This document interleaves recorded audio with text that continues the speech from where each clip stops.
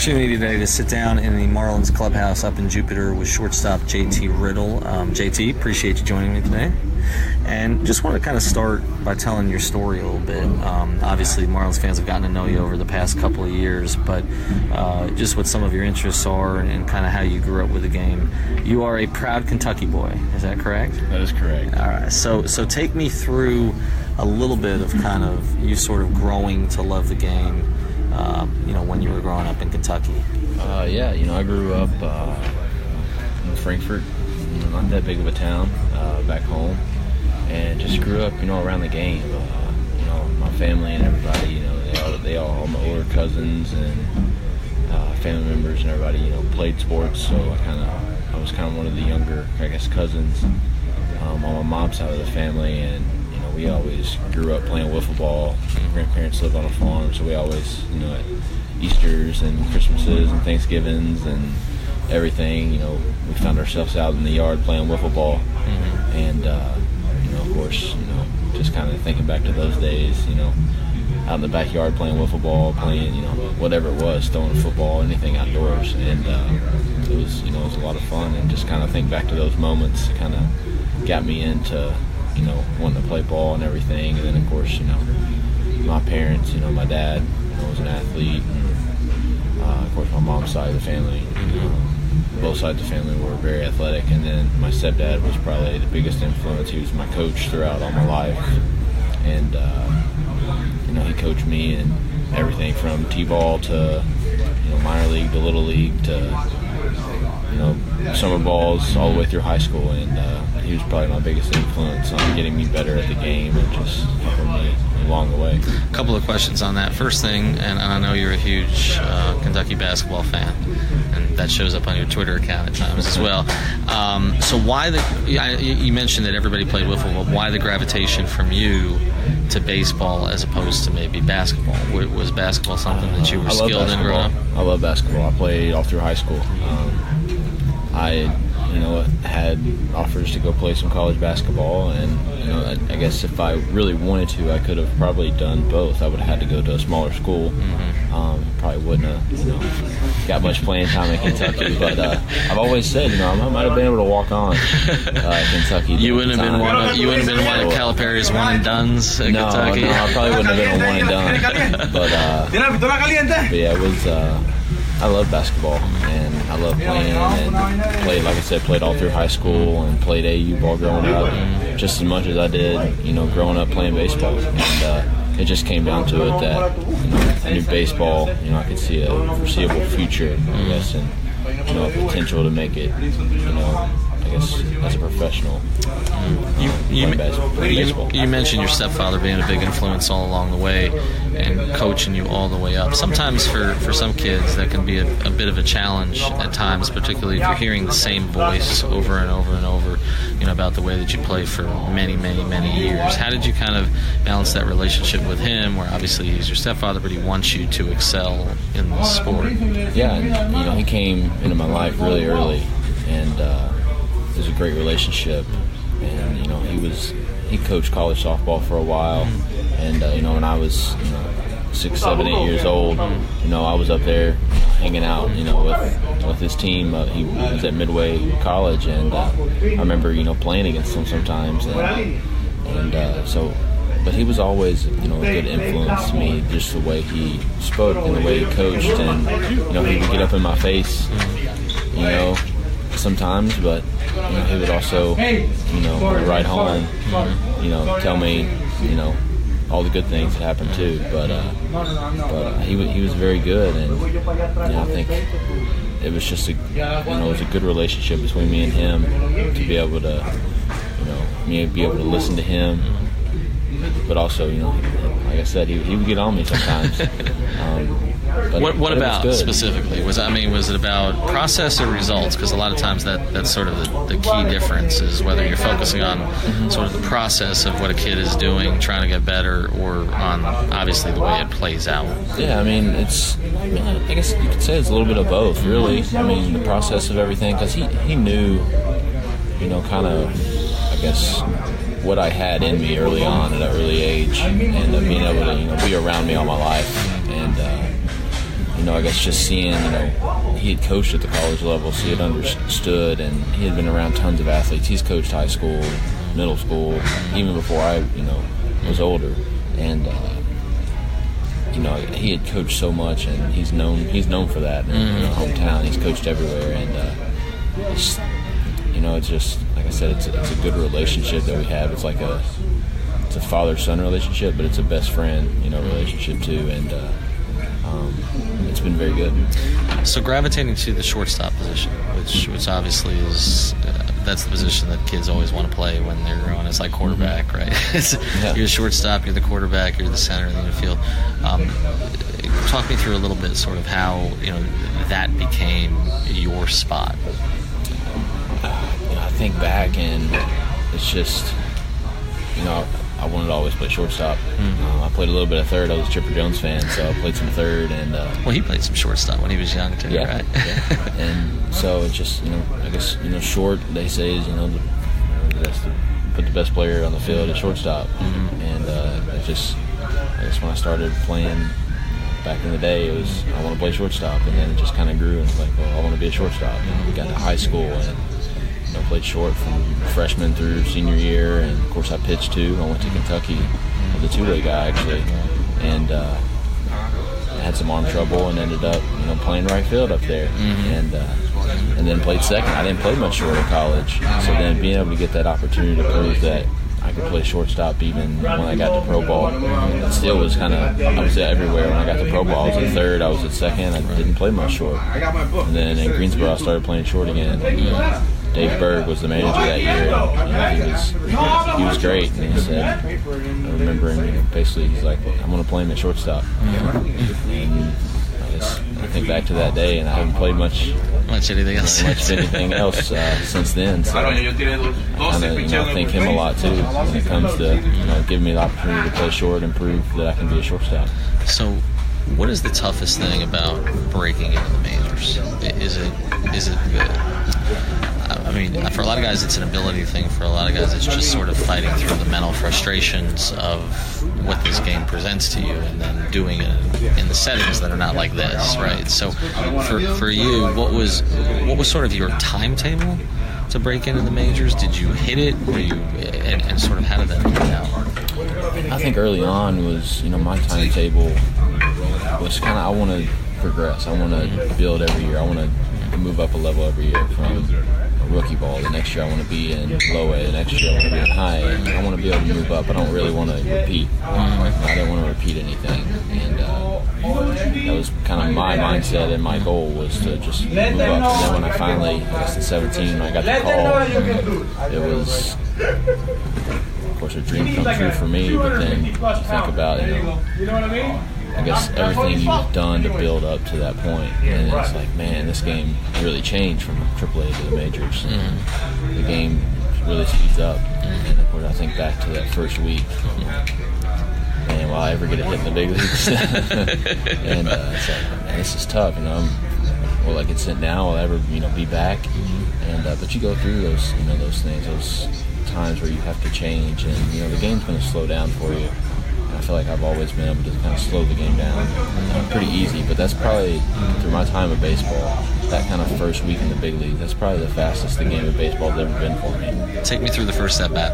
Who was it against? It was against Bartolo, and I actually had a really good at-bat against him. I didn't go in there facing somebody throwing like 98, DeGrom or Scherzer or in the old like days, that. Bartolo could get up there, but not anymore. So it was nice, and I think I'd actually faced him in spring training that spring, and so I go in and I'm like, he can't beat me. He has nothing to beat me, to get me out. Just gotta, I know he's gonna throw a fastball. Just gotta, But I couldn't square one up. I kept fouling him off. I think it was like a 9-pitch at bat, and I finally squared one up and smoked one to left field, and of course, right at the left fielder. I was like, man, all right, this isn't bad. It took me a little bit longer, but it was a good first at bat. In my head, I had a good first at bat. So, like you said, the game is faster than you were anticipated it would be, or it hadn't been for you before. At what point during that rookie season did it start to slow down for you a little bit? I think when, of course, I was up for 2 weeks, of course, I hit the homer. That was kind of I count that as more of my first hit than my actual first hit. The first hit was the check swing, bounces, hit the bat, and rolls down the line. Count the same in batting average, though. They count the same. They both are knocking, I guess, knocking the books. But yeah, it's, I think back, and it's like I was up for about another week and sent back down to AAA for about a 3-4 week span. And when I came back up, it was like, man, I feel more comfortable being in the clubhouse, knowing what to do. It's like it wasn't a first call up anymore. It's like I'm back up, and now I feel comfortable. I can prove myself, and I felt more comfortable, and I started playing better too. I remember when I first got back up the second time that I kind of got on a little hot streak, and I felt really good. What about defensively? So, obviously, maybe not be quite the same of an adjustment as hitting, because with pitchers you're going sort of up the ladder. I would assume playing shortstop is, for you at this stage, playing shortstop. But what was kind of the transition to doing it at this level? There was definitely a transition. Like I said, the game was faster. It felt faster, so I felt like I was, trying to be too quick at times or rush something, or a ball was hit at me. I guess everybody up there, felt like they were hitting balls at me like 110 miles an hour. And I remember I think it was Bryce Harper. He smoked one to me, and I think it went down as my first big league air. And he smoked one to me, and it was a line drive, like one hop, and it was, bullet. I felt like it just got on me. It wasn't hit, that hard. Now I feel like I would just take a step back and just catch it, normal. But right then, it's like, which way do I go? Do I go forward? Do I go back? And ended up, I think, just like falling. Like I felt like I fell on top of the ball and just like tried to knock it down. But yeah, the game slows down on both sides of it, hitting, fielding, and you learn so much. When you get comfortable once you go up so long, whether it's in the clubhouse or it leads to the field, you just get comfortable and you get used to it. We had a bit of an audio malfunction towards the back end of that interview, so I just want to bring you a little bit more from JT. I do think he's an interesting guy that South Florida sports fans should get to know a little bit better. A few things here. One, he's a single father. His daughter actually turning 5 in March, and so we talked a little bit about his difficulty learning how to sort of get a ponytail for her, which is something that I can relate to as the father of a 4.5-year-old. If you don't do that right, they certainly tell you about it. We also talked about sort of where he hangs out in South Florida. He says he can kind of move around without too much stress. I think that's the case for a lot of the Marlins right now, particularly the young Marlins. He hangs out a lot down in Coconut Grove, which he says is a little bit more his speed as a Kentucky guy than, say, South Beach would be. I asked him to make a choice because he, again, is a Kentucky guy. What is the most exciting event? The World Series, the Kentucky Derby, or Kentucky being in the NCAA Championship? And he said, obviously, the World Series if he's in it, but he doesn't want to watch the World Series if he's not. So he'd probably go with the Derby even as quickly as that ends. And also we talked a little bit about Derek Jeter and kind of what he's picked up from Derek. And the biggest thing he talked about was kind of that Derek was a grinder. And I do think that's something that's not really talked about much because Derek had kind of a glamorous lifestyle away from the field. But his biggest thing was Derek showed up every day to compete, and even all the way up until the end with the walk-off at the very end of his career, but that he was always there to compete. And then so maybe it wasn't quite as glamorous as sort of, what you would see in the tabloids and all that stuff, but that's something he's admired from Derek. He says they haven't really talked that much about specifics of the position of shortstop. It's more about approach. When do you start getting ready for the season? How do you prepare your body? He says that kind of stuff from Derek has been very, very valuable to him. And as far as the team itself, one thing he talked about was that, they don't have a Harper, they don't have a Machado. Obviously, they don't have that kind of player with that kind of star power. But you never know where the stars are going to come from, and he feels good about the young group, and he just thinks there's going to be a lot of improvement for a lot of them who were up for the first time last year, as he was a couple of years ago, to this year. So some stuff there from JT Riddle. And one other thing, I should add this at the end. he says I asked him the one thing that people may not know about him, and he said that he had show horses when he was a kid, that he would basically take the horses around and all that. And so I asked him if he's gone out to Gulfstream and any of these other places. Obviously he goes back in Kentucky and hangs out quite a bit there, but he said he was at Gulfstream a couple times the previous year and was going to get back out there again. So he is a guy who's integrating himself in South Florida, and obviously we'll be following JT going forward. All right, thanks again to JT Riddle for joining us. Hopefully we get a chance to talk to more Marlins players throughout the season. As I've mentioned before, the Marlins have been really cooperative with us, and we appreciate it. But now let's sort of dig into the team a little bit. This team that's won 600 games in a row in spring training as we're coming to you.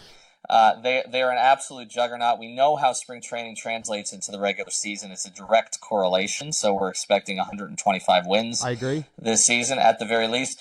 But yeah, let's dig into where they are, because I think, Chris, you and I had Mike Hill on the pod, and the president of baseball operations for the Marlins, and I think both you and I were kind of impressed by sort of the clarity of his vision, which is something I think we're trying to get from a couple of the other teams here. That doesn't mean it's going to work necessarily. It doesn't mean that necessarily they'll pick the right players, but at least I sort of understand the philosophy. But we're not really going to look long-term here. We're going to look at this season. And our guy, Craig Mish, from Swings and Mishes, you check out his podcast. He has Jeremy Taché and Michael Sandbeek on there quite a bit as well. Craig has talked a lot about how this is going to be an absolutely miserable season in terms of, a transition, from kind of where they were last year, where they had a few more veterans, and now they're kind of moving towards, a situation where, they're probably going to be trading off even more of these veterans. I mean, we talk about the 5 core guys with Mike Hill, the 3 outfielders, D. Gordon, JT Riddle. But now, you have a couple other veterans, right? So you've got Martin Prado, who's going to play a prominent role. You brought in Neil Walker for 1 year to play a couple of different positions. You've got Starlin Castro, at second base, possibly hitting third this season. I don't know that those guys are going to finish the season with you too. So I think, Chris, we got to take all of that into account as we sort of project how many games this team is going to lose this year. Because the objective is not to win this season. Right, and that's always a difficult thing when you're trying to sort of prognosticate in the near term. I guess to me, the things that you can leave the season with that are sort of in the short term is tracking the development of the players that you feel like are going to be part of the long term. And you mentioned the winning 1,000 in a row in spring training, and I was trying to look at some of the underlying performances. I mean, some of them it's like a player like Miguel Rojas, who's 30, who's been around the team for 1,000 years. Who's playing well. That's not really particularly important. It's really the prospects, how much they're playing, how much they're developing. I mean, hell, tracking the minor leagues could be as interesting to this team as tracking the major leagues. But I do want to hit on one thing that Michael Hill repeatedly talked about during his interview with us, and that's pitching. And he said over and over, starting pitching. It's what I'm looking for and trying to have as much of as is possible. And so I try to look through some of the performances, and that is actually the thing in this spring training run that I'm really interested in. So you look at, for example, Pablo Lopez, who they just traded for, has pitched really well for them. His ERA is under 1 in spring training. Last time out, 6 innings, 2 hits, no earned runs, 5 strikeouts. Caleb Smith has pitched really well for them.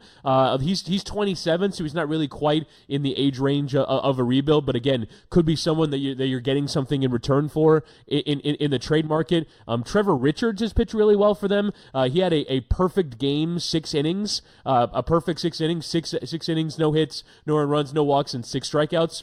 Sandy Alcantara, to me, is an interesting one. He got bombed, but yet at the same time, so he pitched 3 1/3, 6 hits, 6 earned runs allowed, but he struck out 7. And then in another start, he pitched 4 1/3 and struck out 5. So his strikeout power is going to be something worth noting. But again, they're going to lose a lot of games. They might actually continue to try and tear this thing down even more by trying to offload Martin Prado and Castro. And hell, I mean, you might have to do a salary dump NBA trade of Wei and Chen at this point. Yeah. But I do wonder kind of if they can make those steps in this year. And particularly, I'm looking at it from a pitching point of view. When I'm looking at box scores at the end of every game this year, I'm looking at who pitched and how well they pitched, because that's kind of how Mike Hill wants to judge this thing, doesn't he? Yeah, he does. I mean, it is about pitching for him. And what's interesting is we always talk about the Astros model, but the Astros were basically built through their lineup. Yep. I mean, they added Verlander in trade, and they had some pitchers who came they had up. Keuchel, who was really good. Keuchel was really good, and obviously they went out, to Pittsburgh and with Cole this past year, and that worked out really well. And so they were able to supplement, but they really did it with position players. I mean, they did it with, Altuve was a guy who wasn't drafted high, but Correa, Bregman, I mean, right down the line, Springer. I mean, their lineup is loaded, and these are all guys that came up through their system, and a lot of it was through what we sort of call baseball tanking, which is a little different than the tanking in other sports. It does seem like Mike Hill's philosophy here, as you said, he kept talking about pitching. It doesn't mean they're not looking for position players, but I don't know that it's as clear on the position players side, right? So like last year, you sort of force-fed Brinson, and I think they did it for a couple reasons. I mean, one, they wanted to – first, they thought he was ready, I guess. And second, he's local. You thought you had somebody that you could sell. And three, they traded Yelich. They had to show something for it. Yeah. Because they really were in a position to show a lot for Stanton at that point. And in terms of what they got back. And so you push Brinson out there, and look, it was a cataclysmic disaster. I mean, obviously. Now, he's had a good spring for the most part. I mean, he got off to a really hot start. Last year, he had a good spring, too. So we'll see where the adjustments are. You and I did a podcast with Monte Harris, and I think we were both impressed with him as a personality. Certainly, you're impressed with the tools. I mean, he has all the tools that you want. Big, athletic, strong, can throw, can run, can hit for power. Is he going to be able to hit curveballs at the major league level at this stage? I mean, that's, that was an issue with Brinson. So do they have two outfielders there? Is Sierra a potential outfielder for them going forward? What do they have a couple of prospects at short. They've got a couple of prospects at second whenever they move Castro. Brian Anderson's going to play somewhere, but he's kind of an old, he's an old prospect also. Like you talk about Caleb Smith. I mean, they have some guys who are kind of, in that sort of late 20s range where it's a little hard to call them prospects. But I thought one of the most interesting things that Mike Hill said when he talked to us was that, he was like, we're not looking for the cute guy, who can be the fourth or fifth starter.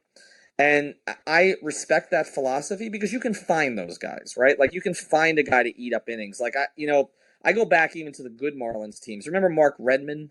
He in that 2003 season didn't throw particularly hard, left-handed. Got off to a really good start, kind of faded as the season went on, and I don't even think he was in the postseason rotation or not consistently. He started World Series. He's the reason why Josh Beckett started on 3 days rest. Right, he started World Series Game 2 and was a disaster. Was a disaster, and then McKeon decided I'm going to go with Beckett on 3 days rest. Right. So I mean, those are the type of guys. And Redmond had a pretty decent major league career, but. Those are the type of guys like you're not really. Now I thought Caleb Smith was one of those guys. Maybe he projects to more.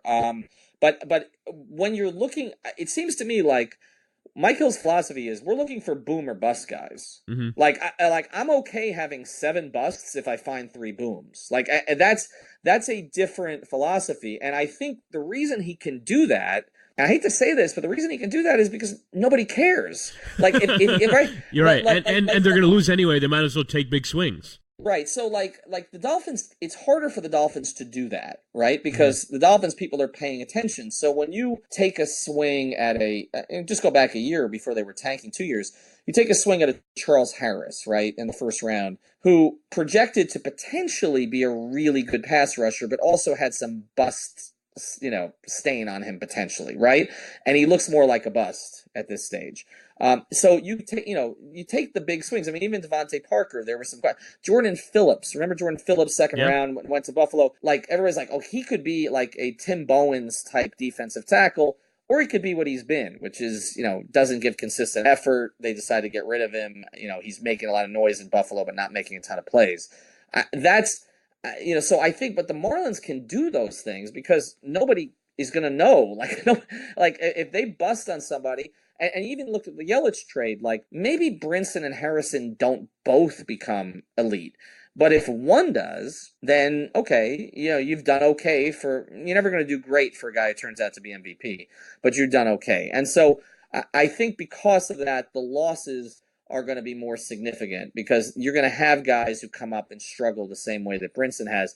And the other thing with the organization is they're not always going to make a decision based on what's best for the field, because they still want to make sure, like, they don't want to bring guys up too soon because they don't want to lose the year of, control and, all the things that, Sampson and Luria, rightly so, used to get banged on about. But, I mean, this regime's going to do the same thing because, if you're not trying to win 90, 95 games, then why waste the service year? It's like burning a redshirt year. You know, it doesn't make sense. So, but look, I think they're probably going to lose 100. I think a couple of pitchers could survive, could surprise. I guess this would be my question for you. What qualifies as on-field success this year? To you, if I was to say, you come out of 162 and this happens, you're not making the playoffs, you're not making a wild card run, etc., but this happens, this would make it a success. What is that?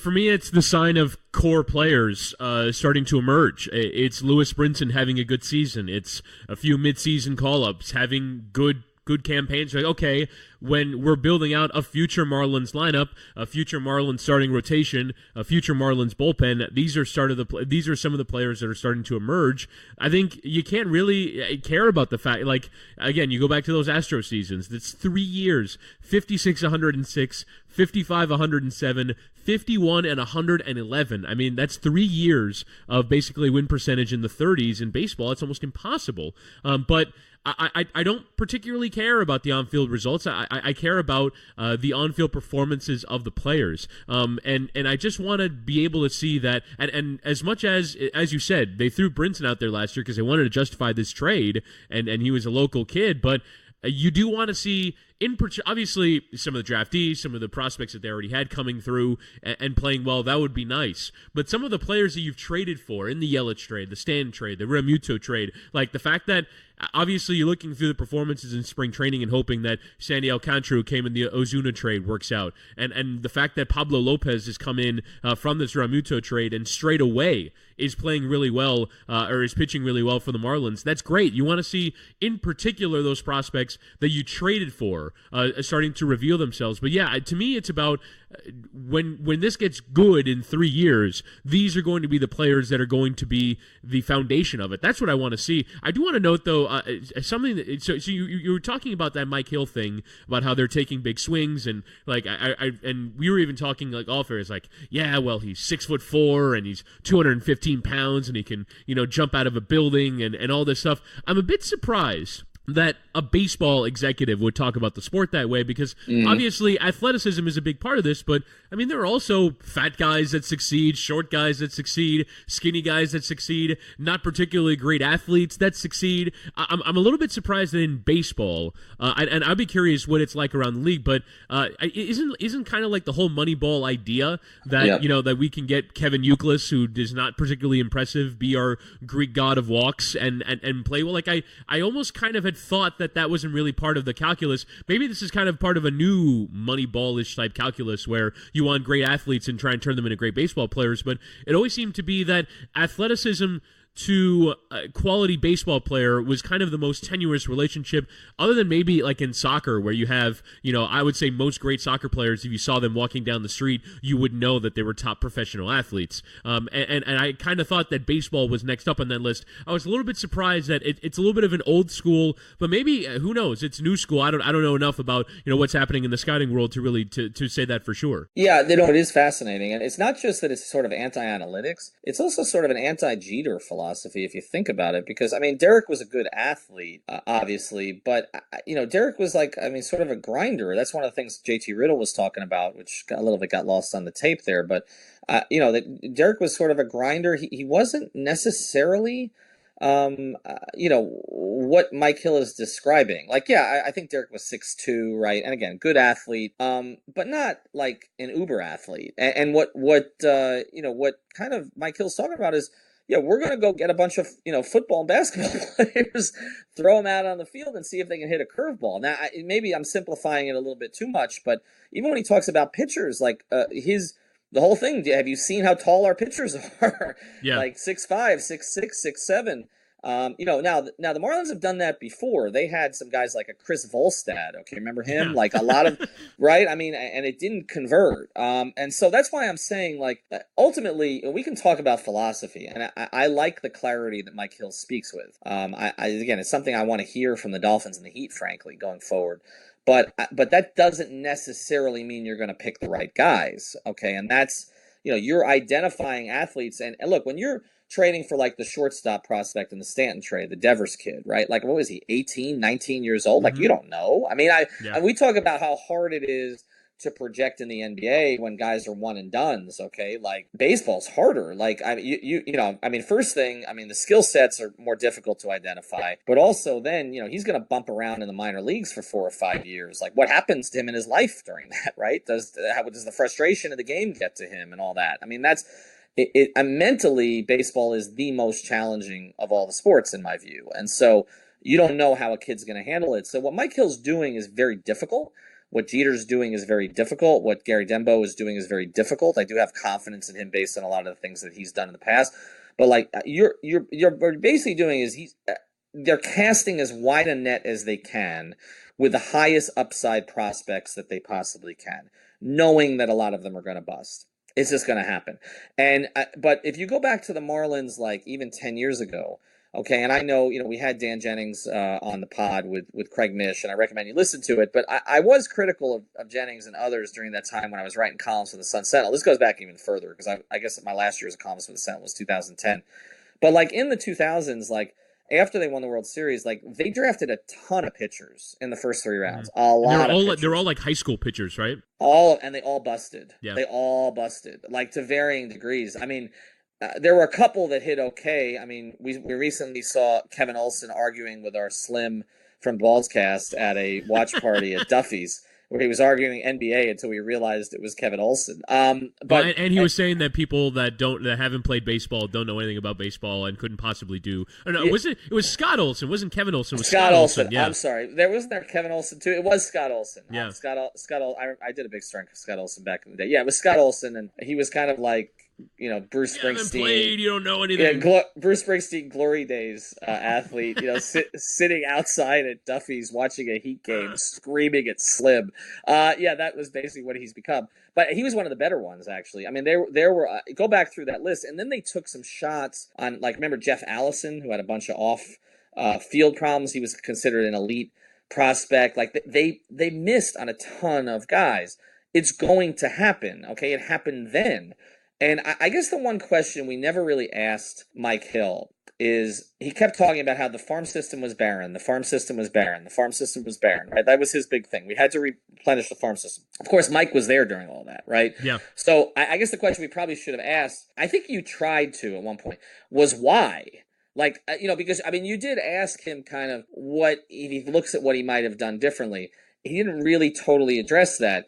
But, like, no, he did this whole jag about how, like, we were a win now organization then, that we didn't care about the future. And I mean, to be honest, I do think that it's a little bit of harsh criticism, because if any farm system produced Yelich, Realmuto, Ozuna, Stanton, like the way that they built, like their young players coming through the majors was about as successful, at least from a position standpoint. You mentioned the pitching failures, but from a position standpoint, it's about as successful as a team could produce. Yeah, no, it was. I mean, right. No, they hit on 5. I mean, D. Gordon they brought in, right? But they hit on. I mean, Realmuto was not considered an elite prospect when they brought him up. I mean, Yelich.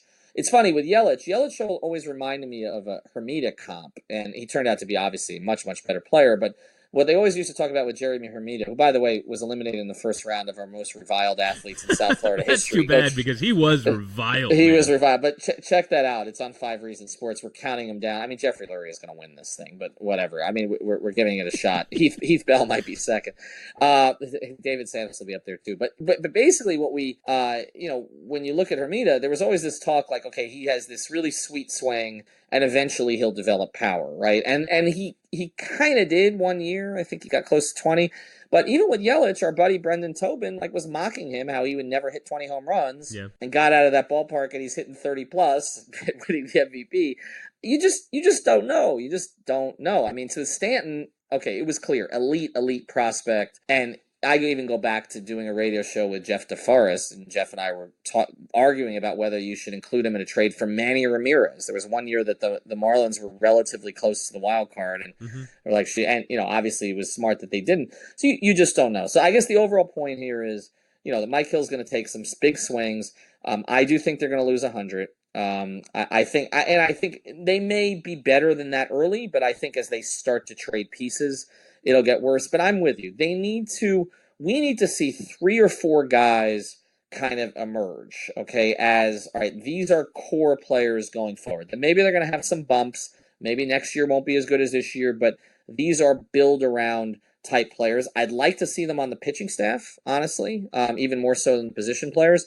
But I think if they do that, because I think even as we look at the Heat season, like I think you and I are looking at the Heat season differently now because, wow, look at Justice, look at Bam. Okay, it's starting to happen a little bit. Like, okay, maybe they're not number one guys. They're starting and they're closing and they're winning games. Like that. Right. Like that's a dream scenario for those guys. Right, and Derek Jones Jr. is doing some things too, and you're like, okay, so there's some pieces here. We don't have a superstar, okay, probably, but I don't know what Bam's going to be. I don't know what Justice is going to be. We don't have a superstar. I think it's clear Josh is not going to be, but I think he certainly can be a core piece. But you're like, okay, you have 3 or 4 core pieces here that you can build with. The Marlins guys are not going to be at that stage this year. But look, if Monte Harrison comes up in June, okay, and he hits 12 bombs the rest of the way and, hits at least 250 and plays pretty good defense and runs the bases well, you're like, okay, maybe you have something here. So I think, Brian Anderson last year, nobody was talking about Brian Anderson before the year, and then he was a Rookie of the Year candidate, okay? So we don't know. I think the thing we do know is the Phillies are going to be really damn good, okay? Yeah. Right? Okay, the Nationals are probably going to be pretty good, although obviously they've taken some major hits. I don't know with the Mets. It depends on what pitching they trade off. The lineup's still not great. And the Braves have a really interesting young core, and the Braves are kind of, to me, 2 years ahead of where the Marlins were, right? Like they broke the thing down, and now they've got Acuna in the outfield, and they've got a lot of really good pieces. And, they've got a new ballpark, and all of these things are happening for them. So I think it's pretty fair to say the Marlins are going to finish last.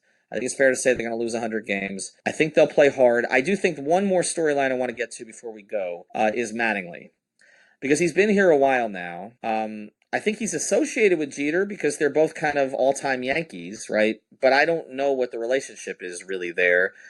Jorge Posada's hanging around a lot. I know what the relationship is there with Jeter. Pretty clear on that one. Do you think Mattingly survives the season? Do you think he survives the process? I mean, I don't know. I mean, I guess it depends on really, he's probably going to be judged on player development more than anything else. I mean, I don't know how you can lose a bunch of games. I mean, unless he's making dumb decisions. I'm trying to remember, because I remember at the beginning of the Houston Astros thing, it was Bo Porter, wasn't it? He was like a third base coach for a while, and I don't know what caused him to be fired. I mean, losing can be corrosive, right? It can ruin relationships, almost even if the plan is to lose. But I think it would be harsh on Mattingly, especially as Derek Jeter is basically asking him to ruin his career record, right? Like, that's the thing with Brett Brown of the Sixers, is that he almost will never get back to 500 because he was asked to lose for so long.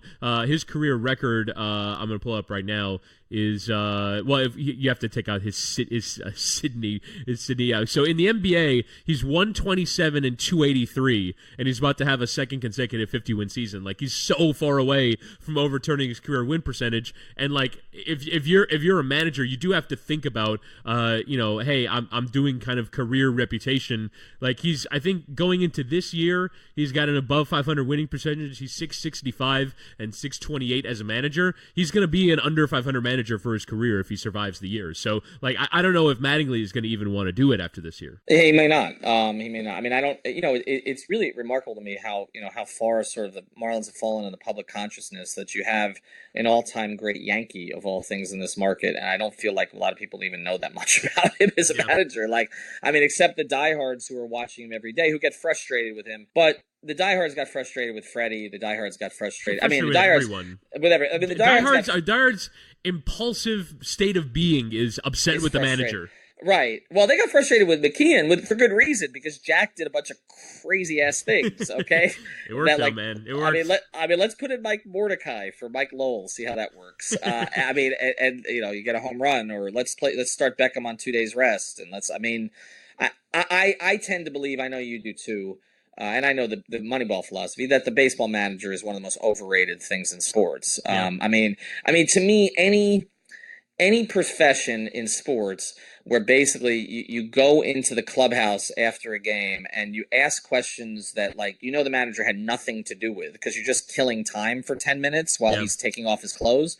Like, it's just a weird, it's weird. I mean, they wear pajamas. Like, it's just, strange. I was listening to the Le Batard show yesterday with Stan Van Gundy, and they were talking about, they were playing some stories with Tim Kirchin and like his rapport with Earl Weaver.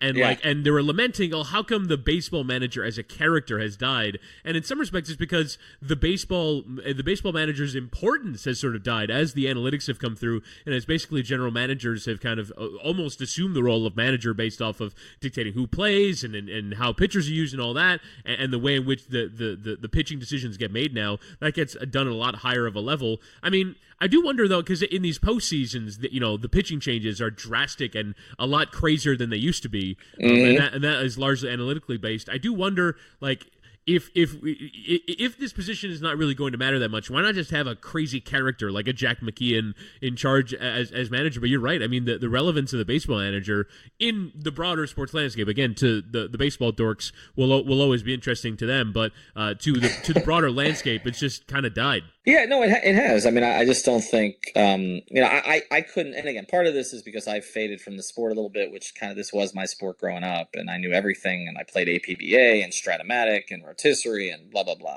I mean, I knew more about this sport than any other. It's a sport I played, but I couldn't name 10 managers now. I just couldn't. It's a little of both. I know Madden's in Chicago. I know Dave Roberts is with the Dodgers, okay, and I know Francona's with the White Sox, but I mean, I'd be hard pressed to get to 10, really. And so, I think we only notice managers when things go wrong and when the results don't work.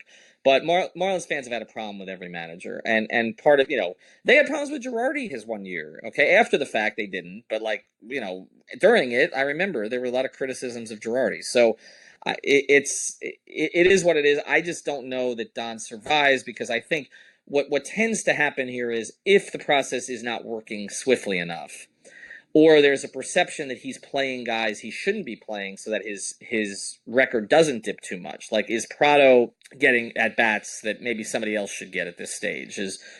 Castro probably should play, but is Neil Walker getting a lot of at-bats that maybe somebody else should be getting? Then I can see management jumping in and saying, look, this is not where we're going. And it was interesting. Hill said several times that Mattingly was his partner in all of this, right? And that is important to say. It's not always how it plays out. Okay, so I think that's worth monitoring. But we're gonna have a lot of Marlins coverage. I mean, I think we have much more Marlins coverage than anybody else in the market. It's not really close. I mean, in addition to Chris and I, obviously check out Swings and Mishes with Craig Mish, Jeremy Taché, Michael Sandbeek, who goes by Dutch, and our three Cinco Razones guys, Ricardo, Alejandro, Leandro, and Tony Capobianco, who's a big baseball guy. He'll be out taking photographs.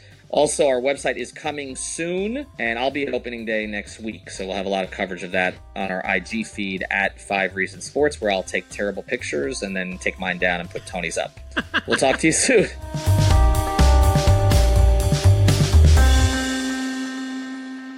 Thank you for listening to the 5 Reasons Podcast. Thank you so much.